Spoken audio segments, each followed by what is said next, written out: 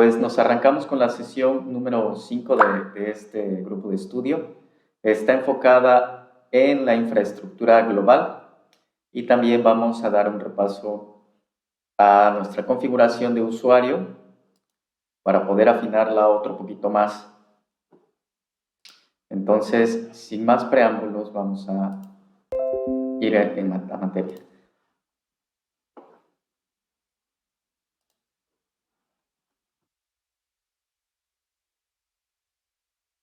Muy bien, vamos a hablar de la infraestructura global. Como les comentaba, necesitamos saber dónde se ejecuta el cloud computing, dónde están los servidores que le dan toda esta potencia a la plataforma de AWS. Eso también es necesario porque vamos a estar utilizando los servicios y tenemos que identificar en qué parte de esta infraestructura vamos a colocar nuestros servicios. Entonces, AWS ofrece alrededor de 200 servicios ya a millones de clientes activos y también a sus partners a nivel mundial, ¿sí? Entonces, necesita una infraestructura que tenga presencia global. Presencia global se refiere a que esté distribuida alrededor del mundo en ciudades específicas donde se centra la mayor parte de la población y obviamente tiene que crecer a un ritmo bastante acelerado para adaptarse a todos los requisitos de los clientes, ¿sí? ¿Qué requisitos, por ejemplo, debe cubrir?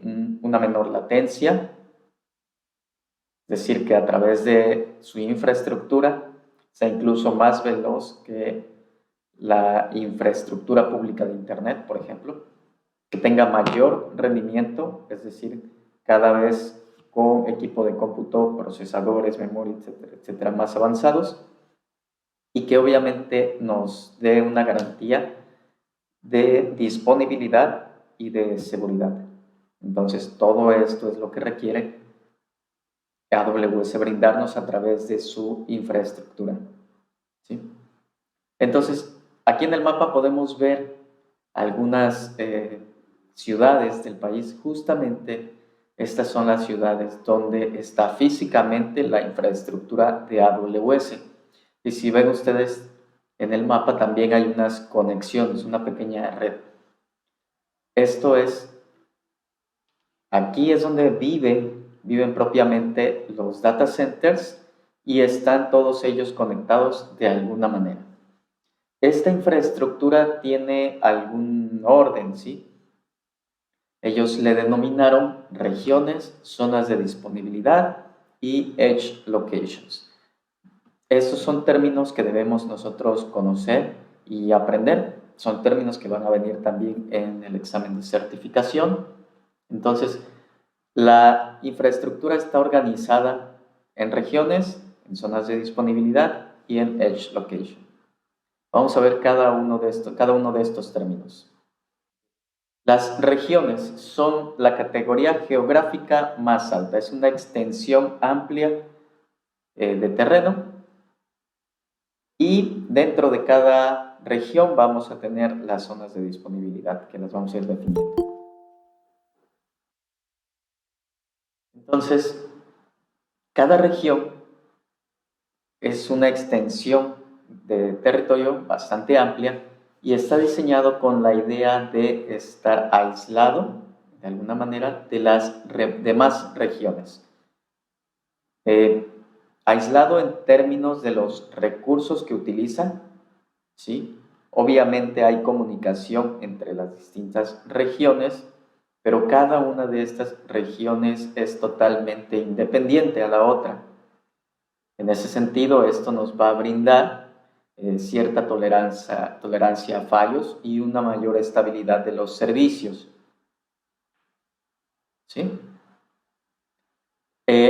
Al día de hoy, esto va a estar cambiando, obviamente, por lo que les decía del crecimiento que tiene. Ya hay 25 regiones y 81 zonas de disponibilidad. En el momento en que hice el examen, hablábamos de 18 regiones y no recuerdo específicamente cuántas zonas de disponibilidad.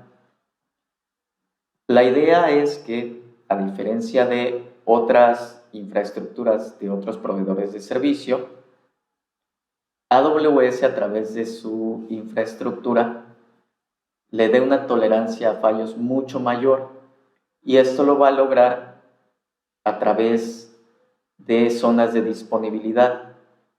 Entonces dice, ¿sabes qué? Cada región debe de comprender al menos 2 zonas de disponibilidad. Ok, muy bien. Entonces, lo que nos dice, ¿sabes qué? Una zona de disponibilidad, entonces van a ser pequeños, entre comillas, centros de datos lógicos, ¿sí? Y nosotros vamos a poder decidir dónde van a vivir nuestros servicios de acuerdo a la zona geográfica donde nosotros estemos. Tendremos que seleccionar la región más cercana, y de esa región hay algunos servicios que están disponibles en esa región y entonces los podemos utilizar. No todos los servicios están disponibles en todas las regiones, ¿sí? Esto es bien importante ubicarlo. Nosotros tenemos siempre, cuando estamos levantando servicios, las instancias, por ejemplo, de S2, tenemos que identificar en qué región las estamos levantando. Entonces, este es un punto bastante importante. Vamos a ver aquí en la imagen, por ejemplo, ya nos dice, ok, mira, esta es la región de Londres y tiene un nombre, está en Europa, en el oeste, y es la número 2, ¿sale? Y es, digamos, aquí lo está identificando con un círculo, una determinada área geográfica. Y esta región tiene 3 zonas de disponibilidad, ¿sale? Ahí en algún lugar del mapa, geográficamente, existen 3 data centers. Entonces, estos 3 data centers en su conjunto conforman esta región. Muy bien. AWS también proporciona una forma esquemática para visualizar esto, y es la que vemos aquí abajo, ¿sí? También proporciona las características gráficas que podemos utilizar para cada uno de los componentes, ya sea a nivel de infraestructura, ya sea que hablemos de los servicios, ya sea que hablemos de las instancias o de la red. En este caso, la red nos proporciona los elementos gráficos para poder diseñarlas. Aquí tenemos la nube general y tenemos una región, la misma región de Londres, y está identificando que dentro de esa región hay 3 zonas de disponibilidad que están identificadas por el mismo nombre de la región, guión A, guión B y guión C para cada una de ellas. Entonces, este es el primer elemento que debemos nosotros aprender sobre la infraestructura global de AWS. Es un concepto que viene en el examen. El siguiente concepto que debemos nosotros identificar es la zona de disponibilidad, o Availability Zone en inglés, o AZ, también lo vamos a ver así en mucha de la documentación que maneja AWS. Como les decía, que veíamos en la imagen anterior, son uno o más centros de datos que están distribuidos y tienen una región dentro de una región, y tienen alimentación, redes y conectividad redundantes. Esto es, no solamente un solo servicio de agua, no solamente un solo servicio de internet o un solo servicio de electricidad, sino que tiene múltiples servicios, ¿sí? Muchos de nosotros del área de TI sabemos que, por ejemplo, debemos tener al menos 2 servidores de internet, el principal y uno secundario, porque cuando se te vaya el internet, bueno, ahí tienes al menos un recurso un poquito más limitado, pero que no te deja fuera de acción. Entonces, es en el mismo sentido que trabaja aquí Availability Zone, ¿sí? Cada centro de datos, aquí estamos viendo en la imagen un centro de datos, que nos va a brindar una alta disponibilidad, tolerancia a errores y una escalabilidad mayor. ¿Sale? Entonces, igual, a diferencia de otros proveedores, aquí lo que se busca es que una región en general no tenga nada más un solo centro de datos, sino que tenga al menos 2 centros de datos, 2 zonas de disponibilidad distribuidas a lo largo y ancho de esa región. ¿Sale? Todas estas zonas de disponibilidad dentro de cada región van a estar interconectadas con redes con un ancho de banda y baja latencia, ¿sí? Entre ellas, ¿sí? Lo que veíamos en la imagen anterior, nosotros tenemos la región y esas 3 zonas de disponibilidad están interconectadas con red de súper baja latencia. Entonces, esta es la manera en que AWS distribuye toda su potencia de cómputo. Entonces, cada una de estas zonas de disponibilidad va a tener, como les decía, una alimentación, refrigeración, seguridad física independientes y conectados a través de las redes de baja latencia. Nosotros también vamos a tener servicios que podemos seleccionar no solamente la región, sino también en qué centro de datos, es decir, en qué availability zone los vamos a poner. Incluso vamos a ver que hay servicios que nos permiten hacer réplicas dentro de la misma región, pero dentro de distintos, vamos a poder seleccionar distintas zonas de disponibilidad. Y de la misma forma vamos a ver cómo podemos mudar o migrar nuestros servicios que estén en una región, las podríamos llevar a otras regiones. Es más fácil moverse dentro de las zonas de disponibilidad de una región que migrar el servicio a otra región, por lo que indicábamos inicialmente. Esto también lo debemos de tener en cuenta dentro de nuestra arquitectura cuando diseñemos soluciones en la nube. A ver, ¿a qué región o qué zona del mundo voy a atender? No, pues obviamente México. Ok, perfecto. Entonces, no vas a poner tus servidores en China o en Europa del Este, los vas a poner lo más cercano que te encuentres dentro del mapa de las regiones. Voy a regresarme tantito para que veamos precisamente el mapa de AWS. Aquí tenemos justamente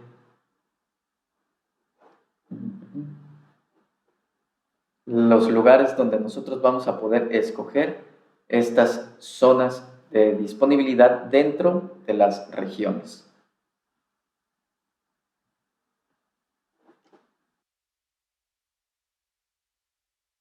Muy bien. Tenemos, por ejemplo, Oregon, de un lado, el norte de California.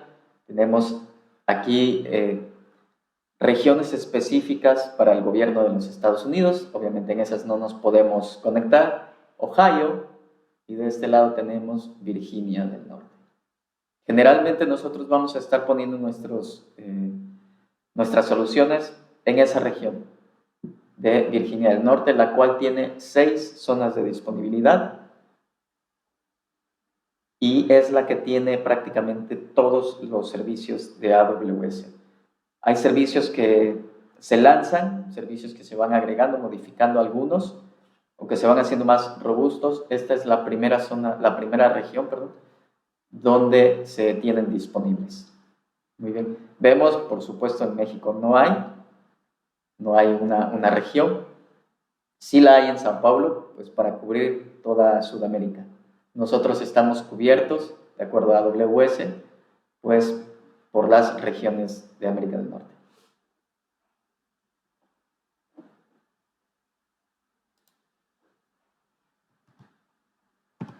Muy bien. Vamos a ver el tercer concepto de nuestra infraestructura, que son los Edge Locations o ubicaciones de borde. Esto es también bien importante porque además de las regiones y de las zonas de disponibilidad, vamos a tener puntos repartidos para brindar un contenido con la menor latencia posible, ¿sí?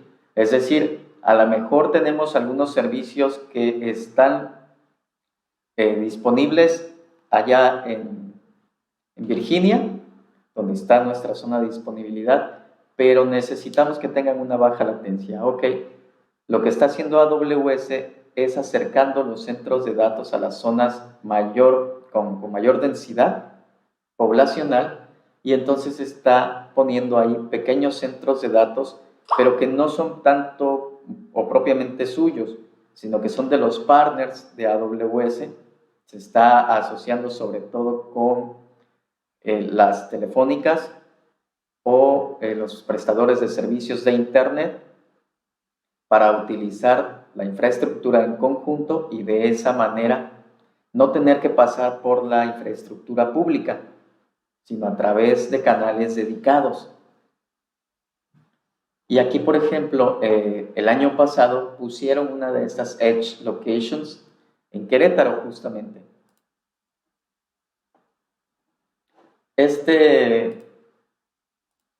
Esta noticia, échale un vistazo porque está bastante interesante, bastante buena. Te explica un poco más sobre los Edge Locations y te explica también por qué son importantes en la cuestión de la latencia, y te dice, parte de esto, déjame ver dónde, aquí abajito, te explica cómo funciona a grandes rasgos esta combinación. Te dice, mira, en vez de que yo vaya hasta la región, lo que hago es te pongo un servidor que te va a estar guardando caché, ¿sí? Para que de esa forma los recursos que más se utilicen los ocupes ahí. Y entonces aquellos que necesitas o que cambien incluso, pues ya tengas que ir de primera instancia a la zona de disponibilidad o a la región, o bien al caché regional, y los obtengas de donde están localizados en su último tramo, y entonces crees una copia nuevamente al Edge Location. De esa manera es como funciona esta parte de la infraestructura de AWS. ¿Qué casos de uso o en dónde los vamos a ocupar? AWS tiene servicios que se basan en este fragmento de la infraestructura, que es la Edge Location, ¿sí?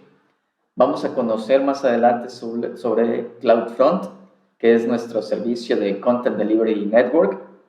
Muchos de nosotros ya utilizamos Content Delivery Network, ¿sí? Con algunos otros servicios, por ejemplo, Google lo ocupamos.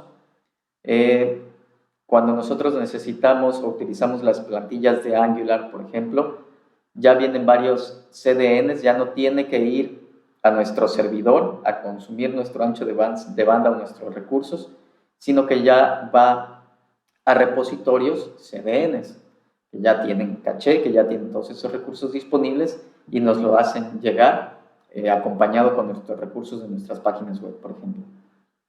Route 53 es un servicio de dominio también, es decir, si AWS nos va a brindar soluciones en la nube, nosotros sí o sí vamos a necesitar en algún momento tener un nombre, una URL. Entonces, Route 53 lo que hace es proporcionarnos el servicio de DNS, el nombre de dominio, para que pueda resolver estas ubicaciones. Y también hay otro servicio que se llama AWS Global Accelerator, que nos va a enrutar todos los servicios clave de Amazon, ¿sí? Esto obviamente lo ocupan ellos para otro tipo de servicios, por ejemplo, el IoT, ¿sí? Tiene un conjunto de servicios que se dedican precisamente al Internet de las cosas y necesitan una latencia muy, muy baja. Bueno, igual continuando sobre ese tema, necesitamos también hablar que no nada más es la infraestructura global propia de AWS, sino también hay infraestructura híbrida. Es decir, cada vez más está llegando AWS como que en la última milla en términos logísticos, ¿sí? Es decir, dice, bueno, lo que puedo hacer es tener mi propia infraestructura, pero aquellos lugares donde ya no puedo llegar, me asocio con proveedores de servicio de Internet para entonces dejar soluciones en esos puntos y a partir de ahí se consuman los servicios de AWS, ¿sí? Entonces tenemos 3 ejemplos aquí. El AWS Wavelength, ¿sí?, que está enfocado en las aplicaciones móviles. Entonces, obviamente, ¿dónde va a quedar esa terminal de servicio para que tú te puedas conectar? En los centros de datos de proveedores de las comunicaciones, sobre todo en el 5G. Por eso es que es tan importante el tema del 5G. El otro servicio es AWS Outposts. Es una infraestructura y son modelos operativos que lo que van a estar haciendo es que te van a brindar APIs y herramientas, ¿sí? Pero ya nada más en ciertos centros de datos y lo llaman Outpost, que es como un cable ahí que dejaron, un poste de luz que dejaron para que ellos, los clientes, puedan conectarse directamente a la infraestructura de AWS sin pasar por la infraestructura pública. Y los otros son puntos, los local zones, son regiones de AWS, pero estos enfocados en el contenido como videojuegos, como streaming, ¿sí? Pero también estos videojuegos y estos streamings que estén hospedados en servicios de AWS. Entonces, esa es la manera en que está utilizando AWS la infraestructura híbrida con sus partners. Este tema es demasiado pequeñito, pero es bien importante que lo podamos entender. Por eso es que aquí les voy a dejar una serie de contenidos y lecturas adicionales. Es bien necesario que lo puedan ir leyendo. Son los 2 elementos que vimos primero de cuál es, esta es la página oficial, de cuál es el CloudFront, pero también la infraestructura global, este de aquí. Aquí vamos a poder explorar el mapa, las zonas de disponibilidad, ¿sí?, las regiones, y también vamos a ver las características claves de cada uno de ellos. Este me parece un recurso bastante más interactivo, nos permite revisar datos un poquito más finos de la infraestructura. Vamos a encontrar más adelante, cuando hablemos ya de la implementación de los servicios, que si nosotros queremos tener comunicación entre servidores que estén en distintas redes, por ejemplo, en distintas regiones, hay sí un pequeño cobro entre comunicación de esas regiones. Sin embargo, no hay cobro en comunicación dentro de las zonas de disponibilidad que estén en la misma región. Obviamente es muy, muy, muy bajo. Podríamos desestimar este costo porque el umbral, o sea, el rango de gigas es bastante amplio para soluciones caseras, digamos, soluciones de la pequeña y mediana industria, pues no hacen mucha diferencia. Pero pues si ya tienes una infraestructura bastante más robusta y mucha comunicación, entonces sí ya tendrías que mirar esos detalles más avanzados. Y también lo que veíamos, aquí viene la descripción para aquellos que queramos saber un poquito más de las soluciones híbridas del cloud. Aquí vienen cada uno de los servicios, va a ahondar un poquito más en su explicación. El alcance de nosotros en este punto es nada más identificar cuáles son los elementos arquitectónicos o los elementos de esta infraestructura, ¿sí? Cuáles son los conceptos generales que ya vimos. Son regiones, zonas de disponibilidad, edge locations, y obviamente viene ya el cloud híbrido, ¿sí?, con algunos ejemplos y dónde se utilizan. No sé si hasta aquí tengan alguna duda.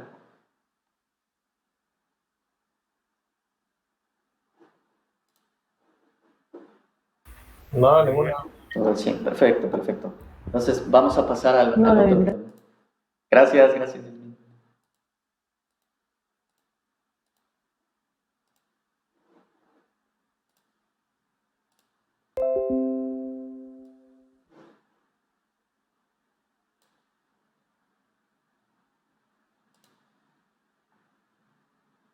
Muy bien.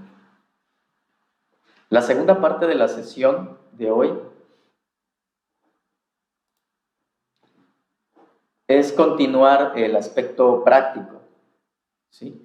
Continuar la exploración de la consola de administración de AWS.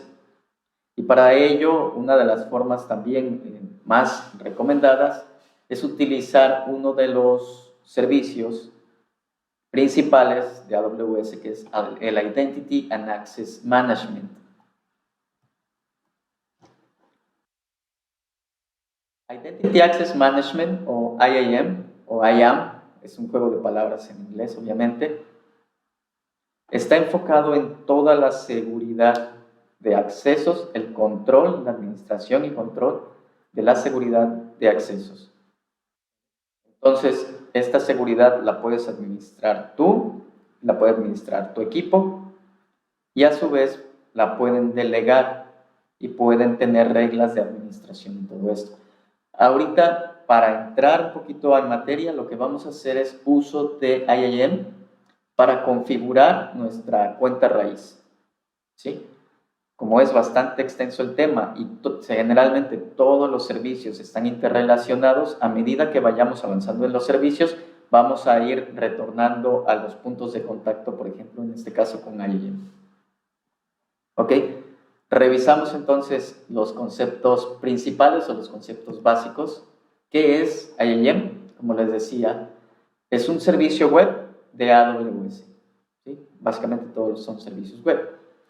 Su objetivo es permitirte el control de forma segura a los accesos, a los servicios y a los recursos de AWS, ¿sí? Es decir, oye, ¿sabes qué? Yo quiero que mis usuarios solo accedan a algunos servicios, aquí lo puedes controlar. Yo quiero que no tengan acceso a otros servicios, también aquí lo puedes controlar. Vas a controlar quién o incluso qué puede autenticarse, o sea, qué puede iniciar sesión y a qué está permitido que acceda, o sea, qué servicios tiene permitido utilizar o en qué nivel incluso. Y aquí es bien importante no solamente decir quién, o sea, los usuarios, nosotros, personas, sino a qué. O sea, también los recursos son entidades. También se va a conectar, por ejemplo, nuestro código y vas a tenerle que decir que a ese código sí va a tener acceso para cierto recurso. Vamos a estar utilizando en algún punto un SDK, ¿sí? Para que pueda tener acceso o no a un repositorio de archivos, a un bucket, es decir, que podamos subir a través de una API o a través de una aplicación que nosotros hayamos diseñado. Utilizamos una API de AWS, pero le tenemos que dar permisos. Entonces lo podemos hacer aquí a través de IAM. Este servicio o esta característica de AWS la va a ofrecer sin cargo, sin ningún cargo adicional, ¿sí? No hay un costo o una tarifa fija que te diga, ¿sabes qué? Pues como vas a utilizar IAM, te lo doy gratuito, pero si ya quieres hacer un control súper más fino, más granular de todos tus usuarios, sus accesos, sus políticas y eso, entonces ya hay un costo. Ninguno, absolutamente ninguno. Hay otras plataformas, por ejemplo, Oracle, una de ellas, o incluso los niveles de servicios que están en Platform as a Service, donde te lo dan freemium, es decir, te brinda cierta administración de usuarios, pero si ya quieres algo más granular, entonces cómprame la licencia. En este caso, no aplica. Dice, todos los servicios y todas las características para la administración, la gestión de la seguridad a través de IAM son totalmente gratuitos. Solo se te va a cobrar, obviamente, por el consumo de todos los demás servicios de los usuarios. Es decir, ¿sabes qué? Yo voy a crear 3 usuarios, les voy a crear sus accesos, sus permisos y les voy a decir que solo ocupen X o Y servicio, eso es gratuito. El uso que mis usuarios hagan, válgase la redundancia, de aquellos servicios, ahí es donde va a generar un costo. Muy bien. Ahora bien, ¿qué vamos a hacer uso de, o de qué vamos a hacer uso de IAM? Pues para configurar nuestro usuario raíz. Todas las explicaciones de IAM van a iniciar aquí, en el usuario raíz, porque es el primer punto de contacto que tenemos con los servicios de AWS. Cuando hemos creado nuestra cuenta, que lo hicimos hace 2 sesiones, utilizamos el correo y la contraseña. Este correo y contraseña se denomina usuario raíz de AWS. ¿Sí? De manera que si nos dicen, oye, te estás conectando con tu usuario raíz, significa que yo entré a la consola y puse mi correo y mi contraseña con las que creé la cuenta. ¿Sí?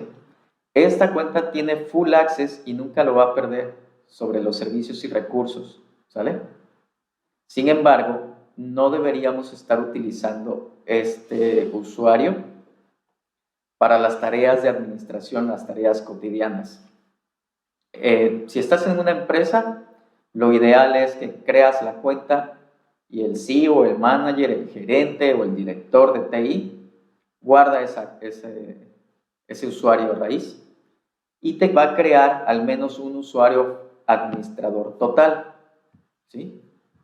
Al jefe del área de sistemas, etcétera, etcétera, que él pueda entonces ya administrar todos los recursos, ¿sale? Entonces, es lo que te dice el segundo punto. Créate ese usuario y luego bloquea de alguna manera las credenciales del usuario raíz.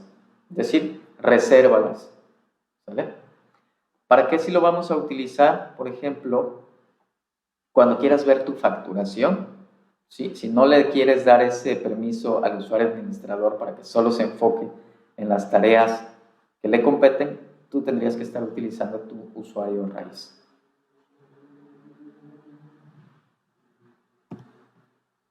Entonces vamos a configurar, dicho esto, las credenciales de seguridad de nuestra cuenta. Lo primero que podemos hacer es cambiar el nombre, cambiar el correo y cambiar el password. Nos va a brindar AWS algunos elementos para hacerlo, ¿sí?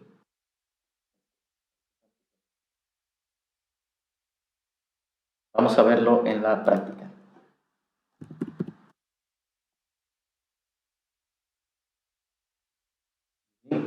Voy a iniciar la sesión, la consola. Y fíjense que aquí ya viene algo que me dice, oye, ¿quieres utilizar tu usuario raíz o quieres utilizar un usuario de IAM? Pues voy a utilizar mi usuario raíz. Ya hace sentido esta parte, ¿sale? Aquí tengo varios usuarios. Vamos a utilizar este, justamente.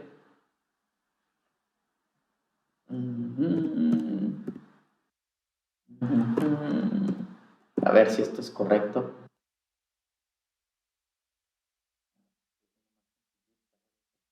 MD36 RH.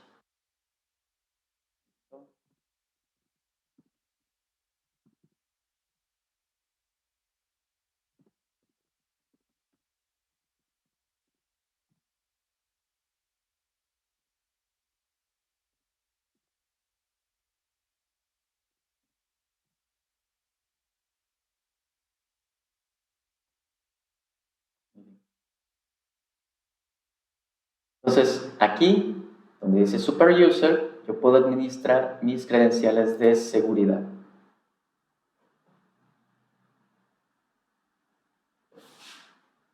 Esto lo habíamos visto rápidamente en la sesión anterior. Pero aquí yo puedo cambiar mi contraseña. Incluso puedo cambiar el nombre de este usuario. Yo le he puesto Super User.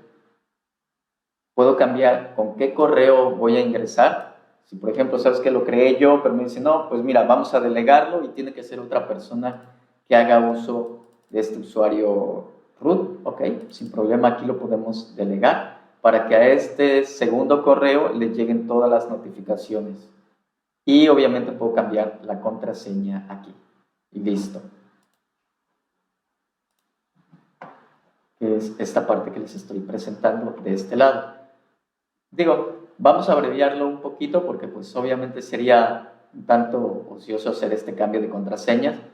Aquí lo he hecho previamente. Si ven, antes era el nombre de mi correo, David HSC, y lo dejé como Super User. Es decir, cuando yo selecciono la opción A, le doy a editar, me va a llevar a esta pantalla para que cambie el nombre de este usuario. ¿Sí? Si yo selecciono que quiero cambiar el correo electrónico, bueno, de esta manera me pide que confirme el correo electrónico y me pide obviamente que confirme la contraseña actual. Y en el último, pues aquí simple y sencillamente me pide la contraseña actual y la nueva, mostrándome cuáles son las reglas que aplica para una contraseña segura en AWS. ¿Ok? Ahora vamos a ver el segundo punto de seguridad que ya podemos habilitar en nuestra cuenta, que se llama Multifactor Authentication o MFA. Esta es una super práctica de seguridad. Generalmente ya la están aplicando todos los grandes servicios como Gmail, incluso GitHub, GitLab también. Están poniendo cada vez más atención en esto, están cazando no solamente tu usuario y contraseña, sino algunas otras formas de poder identificar plenamente al usuario.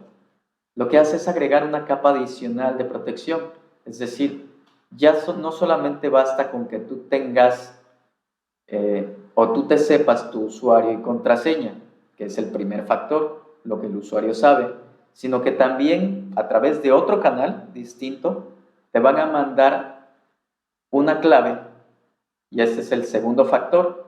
Esa llave es temporal y nadie más la va a tener en ese momento.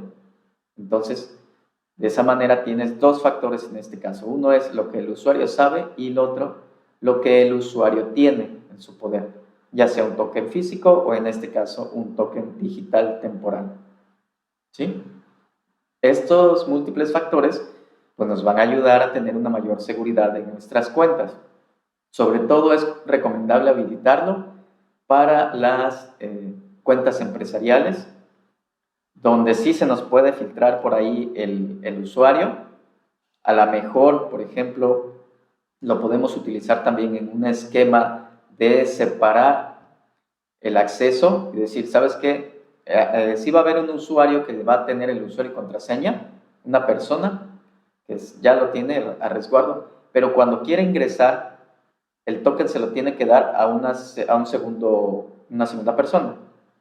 Entonces se van a poner en comunicación ellos dos para que se lo transfiera y de esta manera ya alguien más forzosamente sabe que se está haciendo un ingreso. También es una práctica y un poco más elaborada. La otra es simplemente que tú, si es tu cuenta personal y aún así le quieres habilitar el MFA, lo puedas hacer. Vas a tener que utilizar pues tu celular. Vamos a ver un resumencito rápido de esto. Lo que necesitas es, primero, decirle a AWS que habilite en su configuración que vamos a utilizar la autenticación por factor múltiple. Y lo segundo que hay que hacer es que nos tendríamos que descargar en nuestro celular una aplicación que nos permita recibir ese token que está haciendo AWS uso.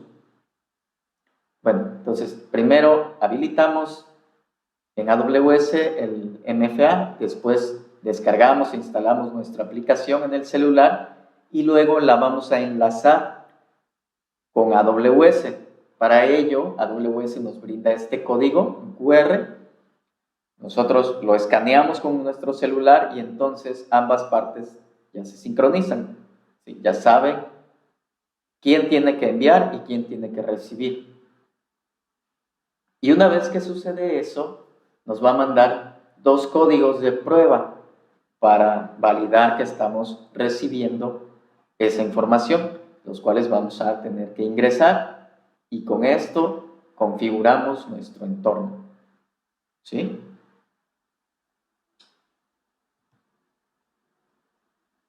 Entonces, cuando nosotros ya vayamos a autenticarnos, en vez de ver solamente al inicio de esta práctica que teníamos usuario raíz y usuario agent y que después metíamos este código de caracteres, nos dice, mira, ¿sabes qué? Ok, vas a ingresar tu contraseña, te va a llegar un código de 6 dígitos y aquí va a estar esperando a que lo ingreses. En tu celular va a aparecer un contador de 60 segundos y una vez que pase ese tiempo, si no has ingresado, si no te has logueado todavía, te va a tener que enviar otro código para que nuevamente lo cambies. ¿Sale? Entonces, mira, vamos a hacer lo siguiente.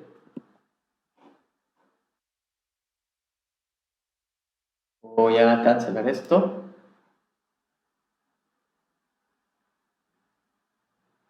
Voy a ir aquí, Multifactor, lo voy a activar. Le voy a decir que es un dispositivo virtual, es el que debemos de utilizar aquí. Continúo. Yo ya tengo aquí instalado el servicio, ¿sí? Aquí lo voy a escanear. Déjenme lo habilito.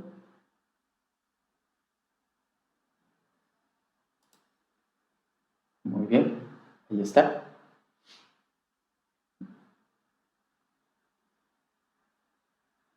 Voy a escanear mi código. Muy bien, ya existe esta cuenta, me dice, la voy a reemplazar. Clave secreta guardada. Y aquí voy a marcar 2 códigos que me mandó.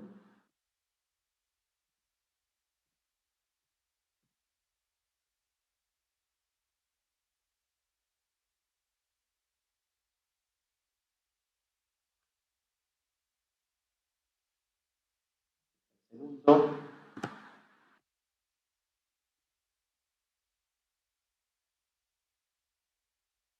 Y listo.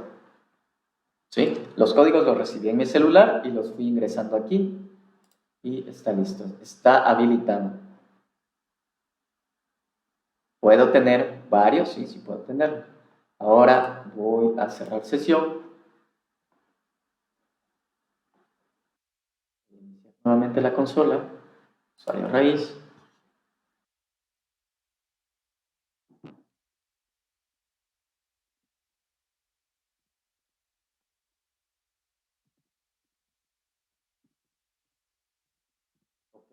Me sé, que se nos olvida. Y ahí está el código. Y aquí ya me acaba de llegar mi código. A ver si lo logran. No se ve. Ok, tengo el blur ahí. 97. Acaba de cambiar. Entonces es 445037. Listo. De esa manera ya puedo autenticar mi cuenta con un doble factor.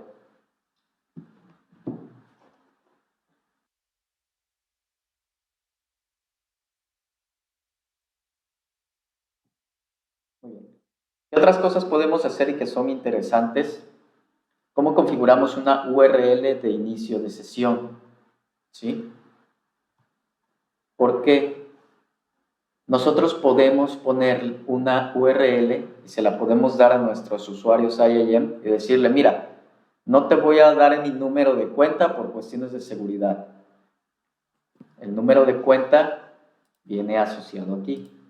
Ese es un identificador único y muchos de los servicios que ocupemos y cuando llegue nuestra facturación va a indicar este número de cuenta. Este no cambia. Lo que sí podemos cambiar es el nombre del usuario raíz, pero este no. Y muchas veces también esto pudiera significar, si tú lo compartes, un pequeño riesgo de seguridad. Entonces, ¿qué podemos hacer? Podemos configurar justamente dentro de nuestro panel de acceso cómo se llame esta URL para que solamente se la proporcionemos. Entonces, las credenciales de seguridad nuevamente. ¿Sí? Aquí tenemos la administración de acceso. Y aquí te dice, mira, esta es la página, las credenciales de seguridad, cambias la contraseña y acabo de perder dónde está el acceso. Si me ayudan a ubicarlo.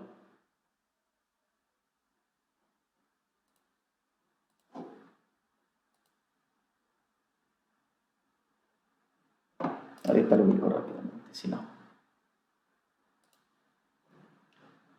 Identity, panel, administración de acceso.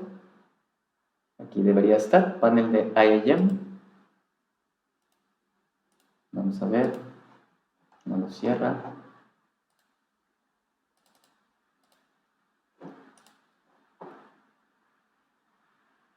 Vamos a buscarlo rápidamente. Aquí está el panel, no lo veía. Ok.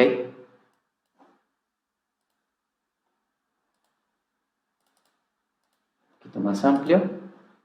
Aquí me dice, mira, para que no le tengas que mandar a tus usuarios cuando se logueen tu número de cuenta, entonces aquí edita el alias y tú le puedes poner cualquier nombre. Obviamente pues va a buscar que no esté replicado, que no esté repetido y listo. Entonces yo puedo copiarlo y se los puedo compartir acá, y si ustedes ya tuvieran un usuario de mi cuenta, simplemente con ese link pudieran acceder, ¿sale? Es más, yo aquí ya tengo algunos usuarios creados.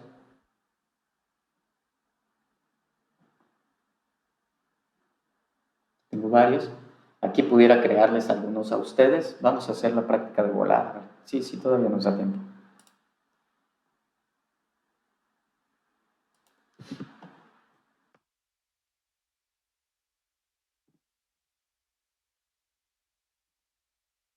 Bien, voy a agregar un usuario. ¿Quién quiere su usuario?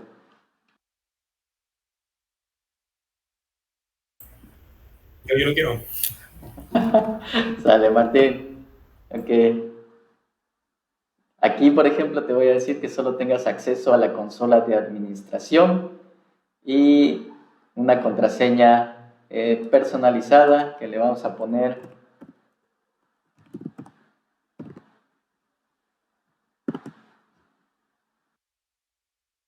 ¿Lo estás viendo, Martín? Sí, ya la veo. Ok, la T en mayúscula, un 3, temporal 01 y signo de pesos. Y tú vas a cambiar la contraseña ahorita que ingreses.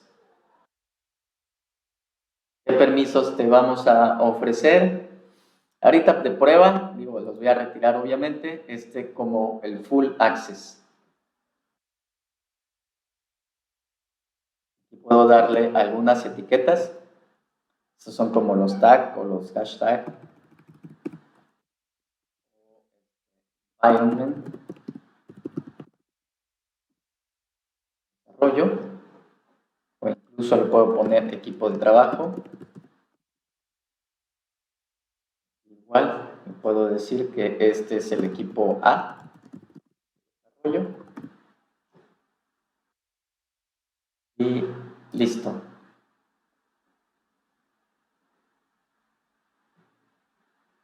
Entonces, Martín, tú ya deberías tener acceso a esta cuenta a través de este usuario, Martín. No sé si nos quieras compartir la pantalla y lo vamos viendo. Sí, claro. Permíteme.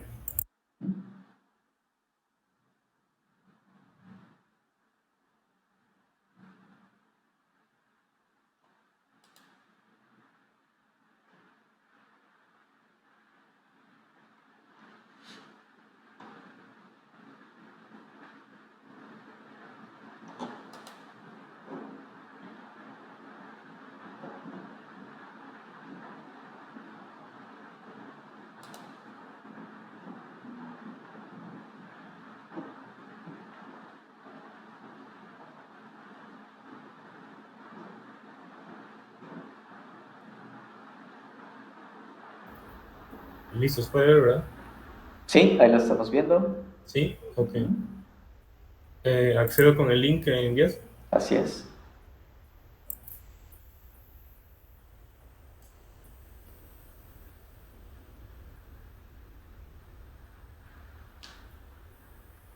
Ok. Sí. Aquí. Ahí se checa, en vez de decir, oye, ¿cuál es la cuenta de 12 dígitos?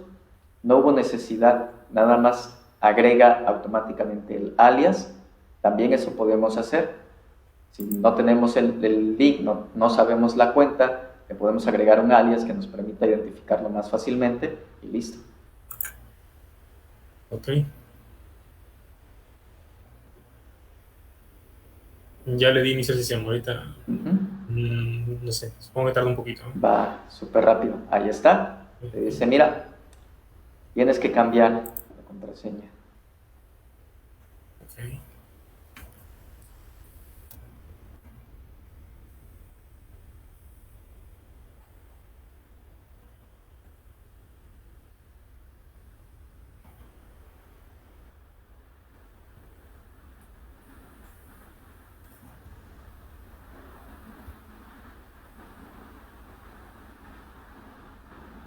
Ok.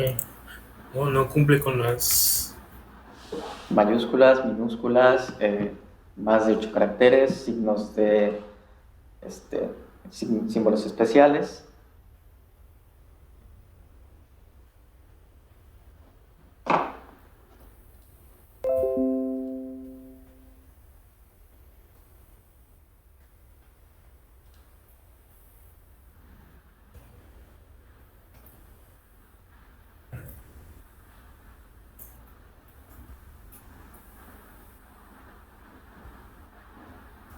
Y creo que también checa que no se parezca a la contraseña anterior, pero no estoy seguro. Ahorita lo vamos a ver.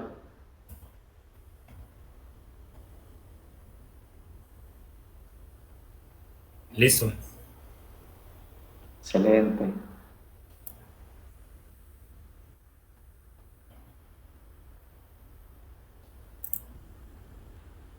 Entonces ahí ya estás utilizando la cuenta del grupo de estudio con tu usuario y en este caso tienes full access.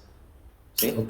Ajá, sí. Ya tú igual podrías estar realizando algunos procesos de administración sobre los servicios o sobre los usuarios utilizando ella. Ok. Gracias, Martín. Retomo por acá la presentación. Sí.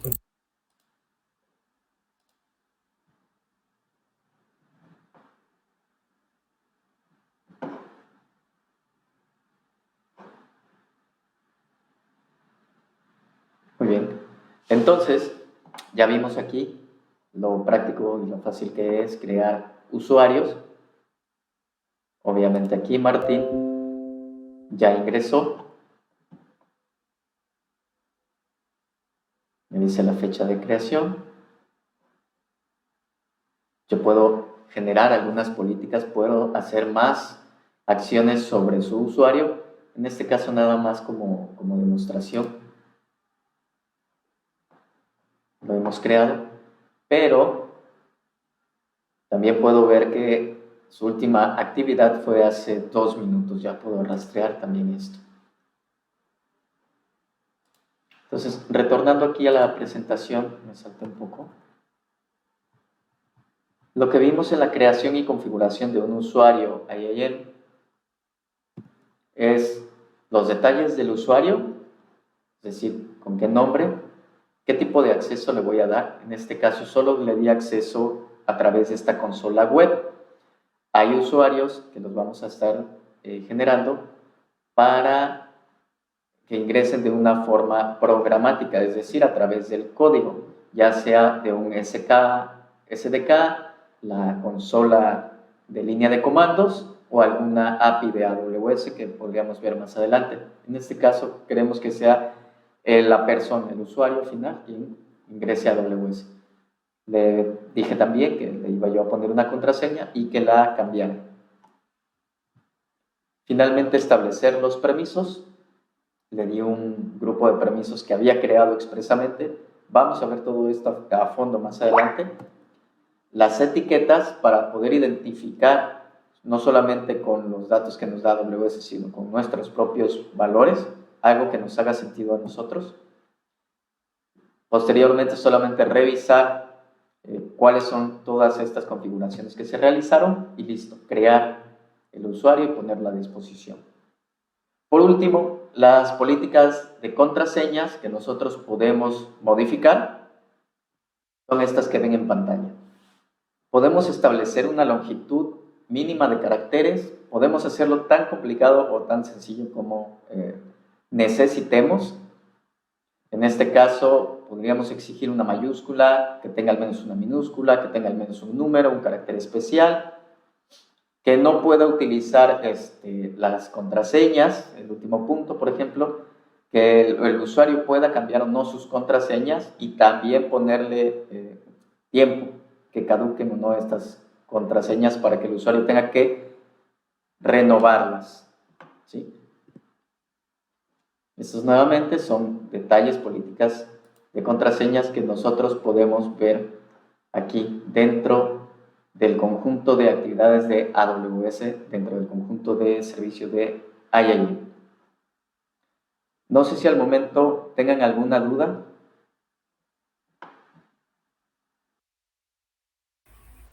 No, ninguna. Bien, todo al 100. Excelente, entonces. Pues bueno, nosotros también podemos reiniciar aquí o restablecer las contraseñas. Obviamente cada usuario puede, él por sí mismo, cambiar su contraseña, ¿sí? O restablecerla. Te va a llegar al correo, etcétera, etcétera. Pero si nosotros, digamos, alguien del equipo ya no está con nosotros y no tenemos acceso a esa contraseña o simplemente queremos cambiarla, ¿sí? Porque pues ya no forma parte de la organización y como medida de seguridad de TI siempre tienes que cambiar los accesos de las personas que ya no forman parte de la organización. Entonces puedes restablecer la contraseña ahí mismo dentro de la configuración del usuario.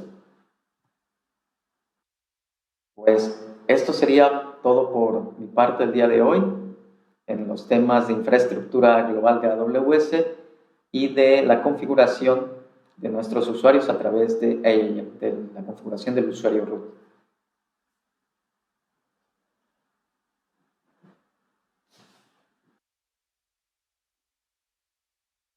¿Qué tal?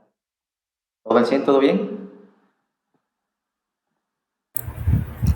Todo bien, David. Gracias, Chema. Pues Todo listo. excelente. De mi parte es todo por el día de hoy. Les agradezco que estuvieran aquí el día de hoy. Gracias, David. Gracias, Guillermo, a ti. Gracias, Dante. Gracias. Bye, Jocelyn, gracias. Bueno, de hecho, pues. Sale, Esteban. Nos vemos, Alex.